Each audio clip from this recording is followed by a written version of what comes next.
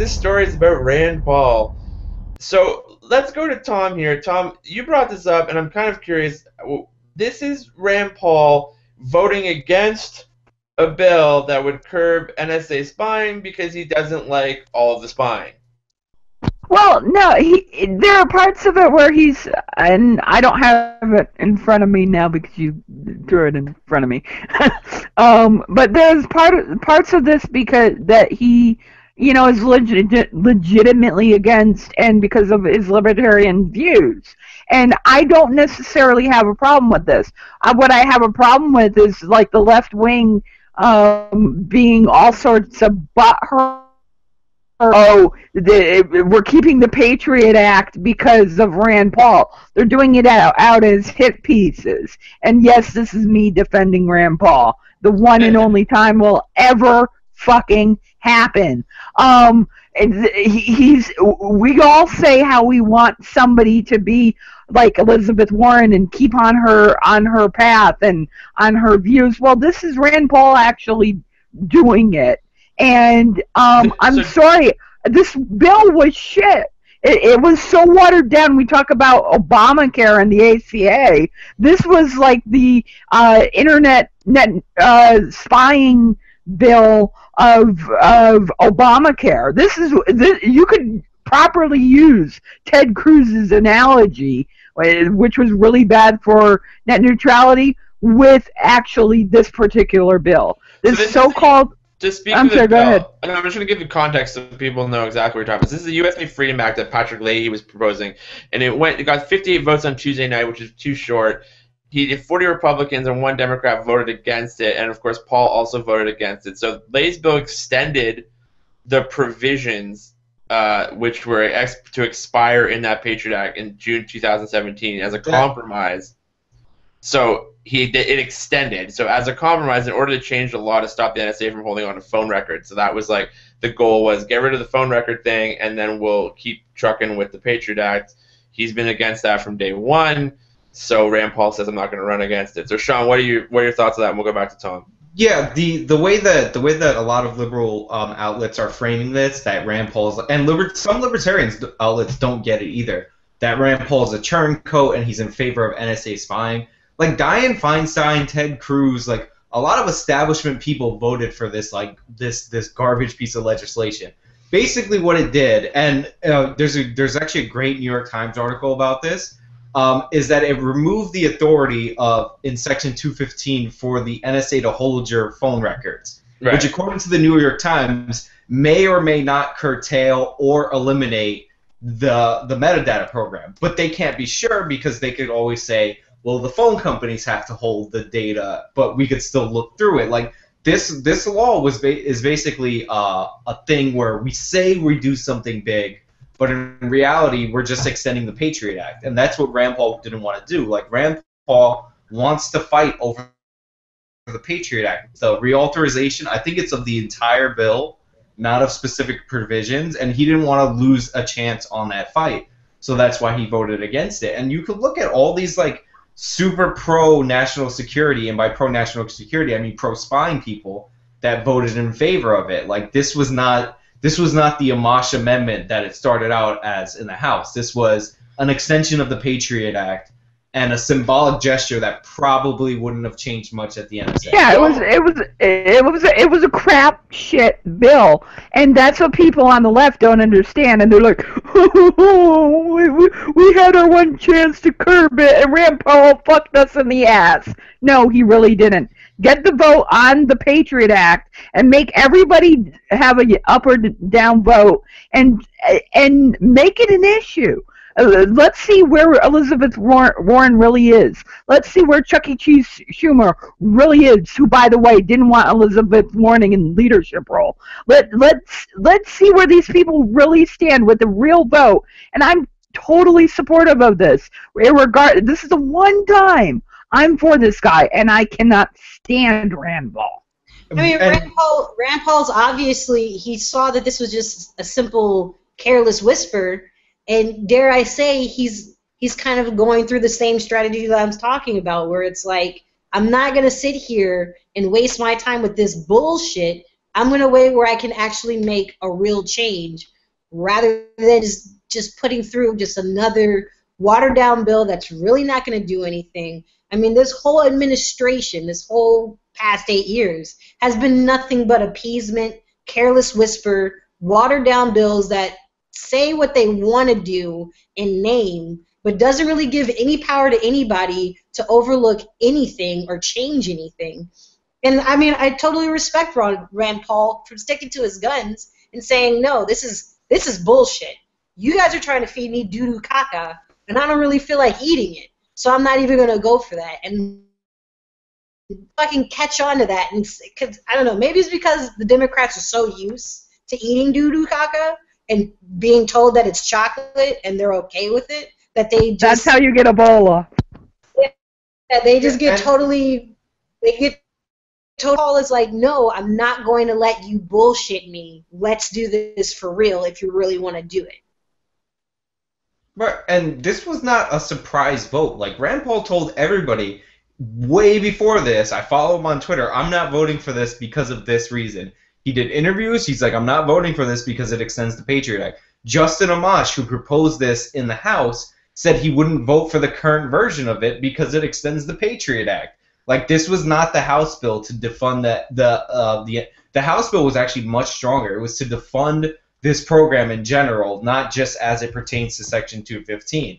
Like, this was basically a way to, it pushes the Patriot Act off to after the election, which, like, we don't want that. And it basically says, like, oh, we already got rid of the bad part of the Patriot Act. No, there's horrible parts throughout the Patriot Act. And I'm not like, and I'm actually disappointed. I'm not disappointed in Ted Cruz because he's nobody's libertarian. I am disappointed in Mike Lee for voting the wrong way on this. And I'm proud of Rand Paul. He did exactly what he said he was going to do, and he said he would take every opportunity to have a fight over the Patriot Act. And both people in the House do not want to fight over the Patriot Act. They didn't want one when he tried to fight over the certain sections a few years ago. Like, nobody wants to have this fight, especially with somebody who actually believes the Patriot Act shouldn't exist. Like, nobody wants to run the chance of actually losing that kind of power. I mean, the Congress is very much comfortable with the Patriot Act. They're very much comfortable with the NSA having the power that it has, completely with impunity and nobody watching over them, nobody dictating what they can and can't do, or making a concise rule book on what it is that they're supposed to be obtaining and how they obtain it. I mean, it makes it easier to spy on people. It makes it easy. It ties up a lot of loose ends. So it's like Ron Paul did an amazing thing, and I mean I think this is kind of just a remnant of his father, because his father was very gung ho about things, and when he said he wasn't going to do something, he wasn't going to fucking do it. And I think that's just, that mentality is totally weird and for people right now, because they're so can I just interrupt here, Haven? I apologize, but I just got to say this. Any liberal, so-called liberal, who is mad at Rand Paul for sticking it to this so-called piece of crap bill isn't a liberal, needs to shut the fuck up, needs to go away, and you're not helping. This is the one. Well, I'm going to push back on that as the piece of shit liberal who doesn't totally agree with the Rand Paul Revolution panel here that we have tonight. So let's deal with a couple of things. One, you all agree that there may not be really that much, when push comes to shove, of a chance of getting rid of the Patriot Act. So this idea that Rand Paul is saving it for it to expire, I'm fairly sure they're going to probably pass it again.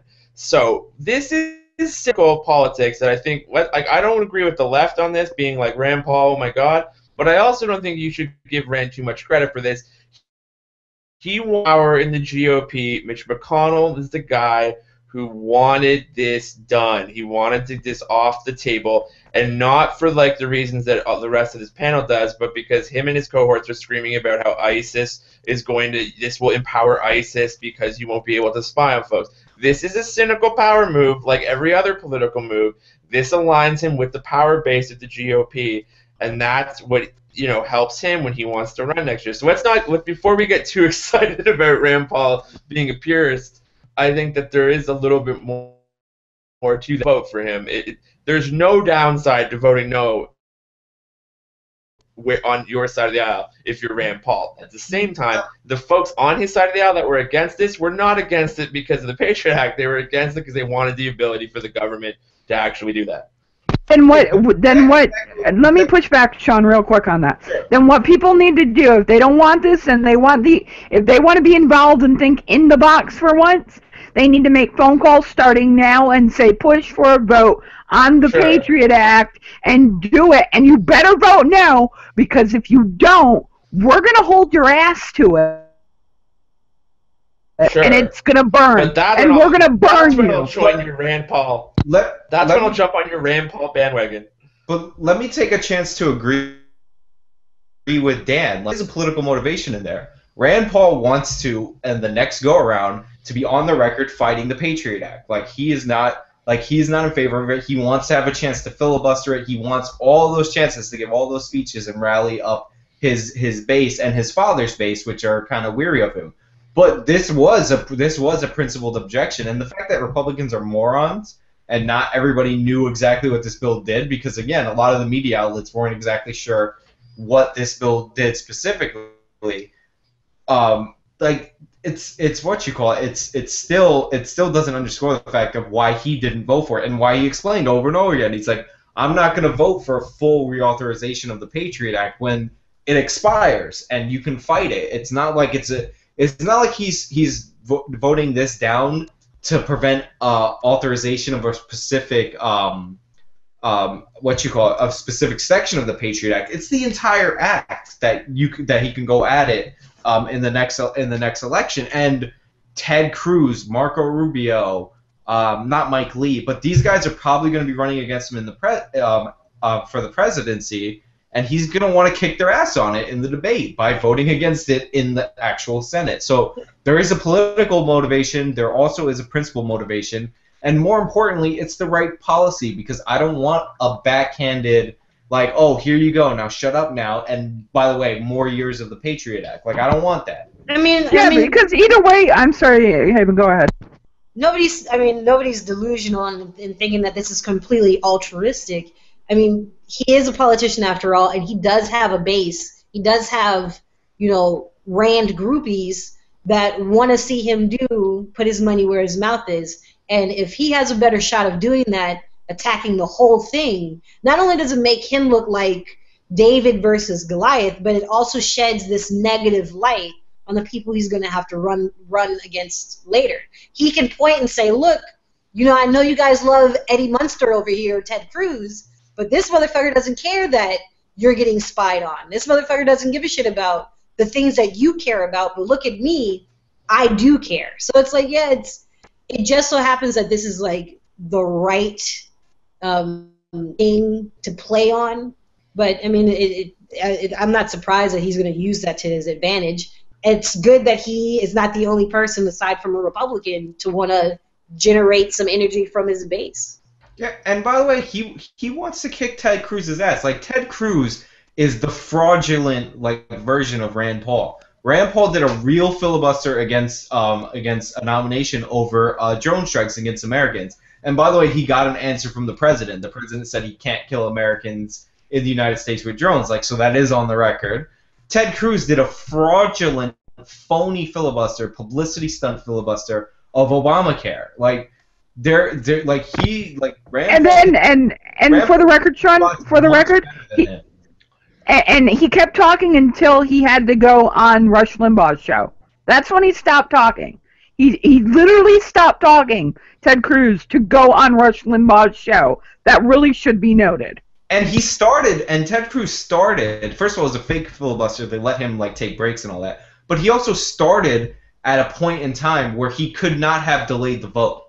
If Rand Paul doesn't want something to happen, he'll start it at the last second. He'll try his best to delay it. There is principle in that person, and this is a reflection of that principle, not a repudiation of that principle.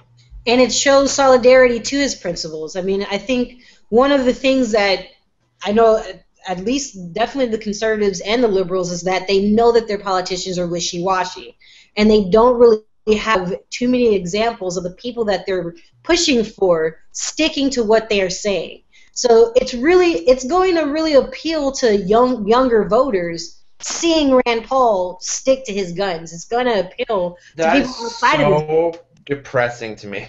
Well, to me too. As John Oliver said about the Ayn Rand crew, it's something you're supposed to grow out of, like scar hand jobs, and it's just the idea that these people with their hand jobs, really, Ayn Rand and hand jobs. You had to go there. What people are saying, that's what they want, is somebody to stick to their guns. So instead of hating but the what if he doesn't have Rand guns? Paul, His guns are his fingers. There is places you can give Senator Paul credit to, and then you need to stick him in the eye with your finger, because trust me, Dan, I feel like I'm a little bit more Che Guevara than a lot of people on this panel. So I really don't care for Rand Paul, but he's appealing because I get it. It's Rob Ford up here. The thing that I want to see is a champion. You know what I'm saying? That's what liberals want to see, is somebody that's like, fuck you. We want our own personal George Bush, who just doesn't give a fuck. He's gonna do what he wants, say what he wants, and that's how. That bothers me though, and that's what I'm trying to say. Like, I don't want a liberal George Bush. I want somebody who respects the law and respects the actual office and does reach across the aisle. I don't want this train wreck up against the wall constantly, because people we're not there yet for reaching across the aisle. Right. Yeah, because how many times? Another wait, let me push. Dan, can I push back? Do the same thing. Can I push back on the reaching across the aisle? How many times has let's take the immigration issue. Right. Let's take the immigration issue with tonight. Obama's given Republicans time to put the Gang of Eight deal that Marco Rubio got trashed over for doing, and he won't bring it to a vote. That's why liberals want somebody like George W. Bush, because for Christ's sake, we're tired of the watered down bullshit like the NSA Freedom Act. And I don't mean George W. Bush. Hold on. George Bush is not a lion-like leader. The Democrats want a Rand Paul. Just admit it. It's what you want. You want somebody who will filibuster shit that their own party likes. Elizabeth Warren is that. She does. Elizabeth Warren, go look at her. She'll say that the country is rigged and the Republicans rigged it. Rand Paul will say the Republicans fucked you over on the drug war. But it's not. But first of all, I don't want to be lied to, because I know it's not just the Republicans who rigged it. It's everybody. Right. And also, Elizabeth Warren pretty much refuses to run. So it's okay. As far as liberals are concerned, you don't really. When I say we want a George Bush, we want that straight up Texan, I don't give a fuck. This is my agenda, and I'm sticking to it. And we don't have that with the Democratic Party. We have a bunch of people who are going to say whatever they need to tell you to make you take your panties off, but then do whatever the fuck they want once they're already in there. But there's a ton of conservatives that'll say the same thing to you about their conservative, Exactly, but that would be Ted Cruz.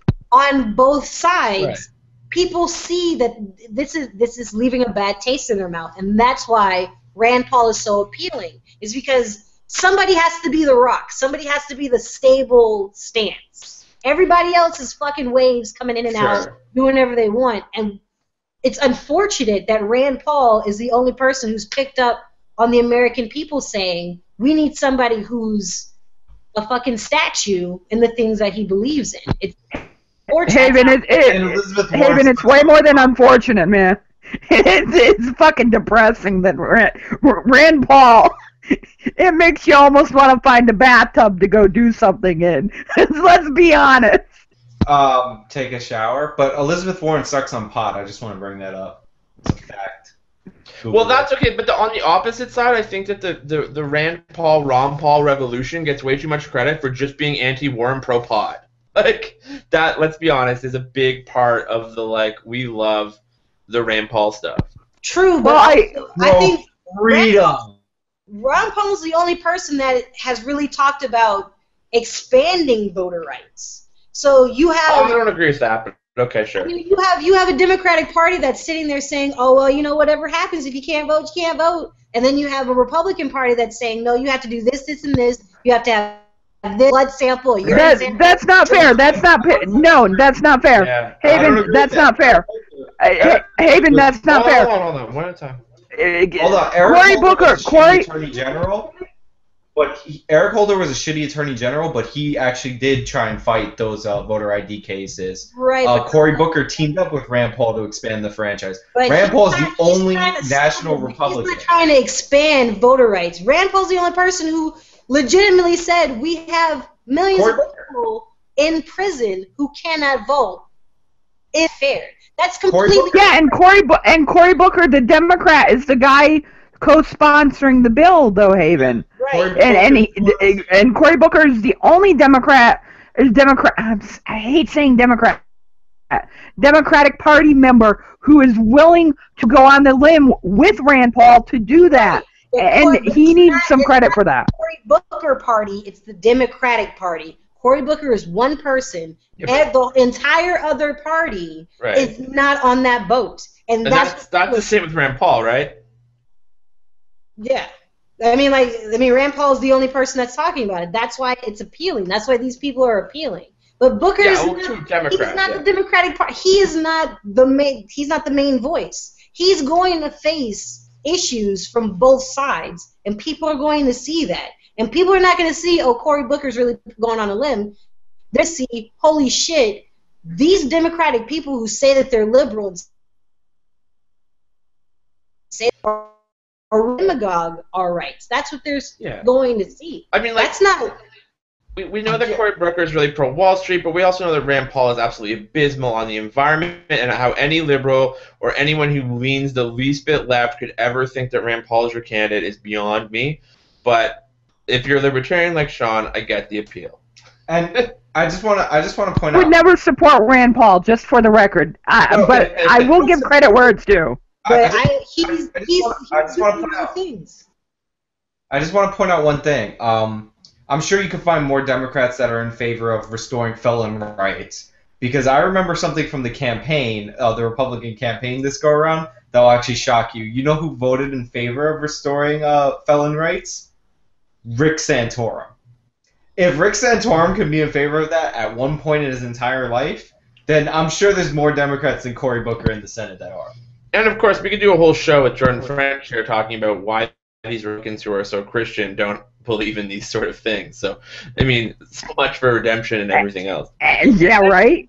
They can say, there's a lot of people who say all kinds of shit. They'll say that they'll do all kinds of things. They'll say that they'll walk your mother home and shit. Sure enough. But when it comes time to actually doing it, a lot of people will cut their nose off to spite their face, despite the fact that they know that their constituents want them to really push on it. And, I mean, I am not a Rand Paul supporter. The things that he promotes I don't really agree with all the time. But it is appealing to find somebody that's like, no, I'm going to push my ideals. I'm not going to just say it just because it's sweet to say. I'm going to actually do something about it. And we're not getting a lot of that. How he climbs the Republican mountain in the next year, though, is going to be super fascinating to me. Because he's a guy that, if they did get some of that thing through, like we've covered this on our show before, if he can get his vision through to that Republican Party, that's a huge political shift. That's not an inch, that's a mile. So good luck to Rand Paul.